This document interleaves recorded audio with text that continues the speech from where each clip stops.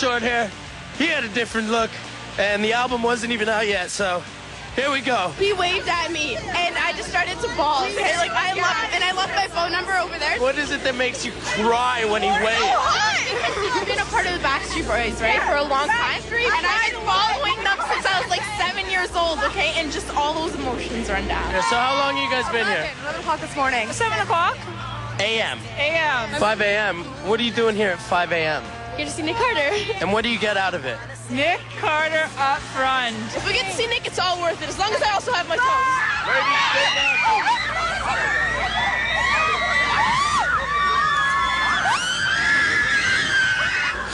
What's up, big dog? This is the deal. I'm shocked. I couldn't even believe it. I like stepped out the bus. I was like sleeping. And all of a sudden I see a bunch of people like that. I'm like, God. A little love somewhere. How's it been? It's been awesome, man. It's been a great ride. You know, I've been everywhere. I went to Japan for a little bit. The cool thing about it, you know, people are coming to see the shows now. And Mary, what time's the show start? 9:15. You're on.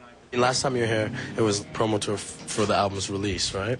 What's the changes? Like, what's been? Yeah. I mean, especially there's been a lot of ups and downs. I'm not gonna lie to you. I mean, I've been going through a lot of changes. You know, it's a learning experience for me. You know, getting the right people to work with me. You know, finding the right situation to help me get to where I gotta be. You know, there's just a lot of small things that you know I kind of didn't realize until I got into it.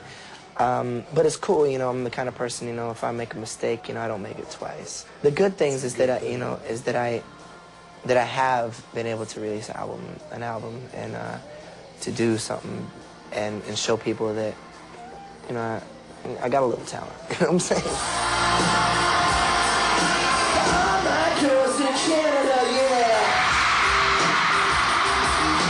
But I want to have a career in the future, you know, a long career ahead of me, not something that I want to just be in and out. I've never done it before, you know. I've always never had to really assume the role of like singing a whole show by myself, because I've been with the boys and doing stuff with that. But you know, now I do an hour-and-a-half show, and you know, I have to really take care of my voice, and it's kind of tough.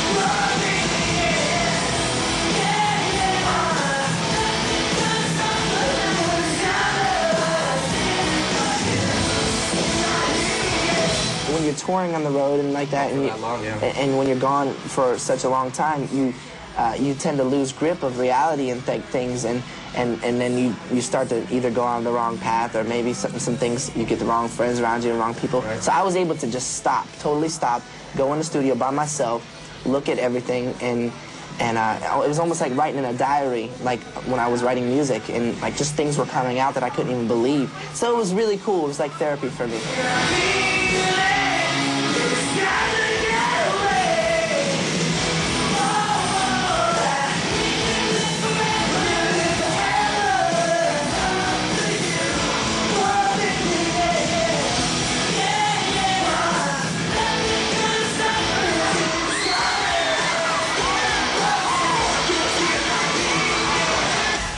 I think the one thing that I've been very fortunate in understanding is that the Backstreet Boys has been it's been a team thing. You know, out of the 5 people in that group, really nobody really stood out. You know, everybody knew everybody in that group. You know what I'm saying? And we understood that. We felt like the way that we can win is to be a team. I mean, just getting through this business and getting to this point, because it's hard. You know, people.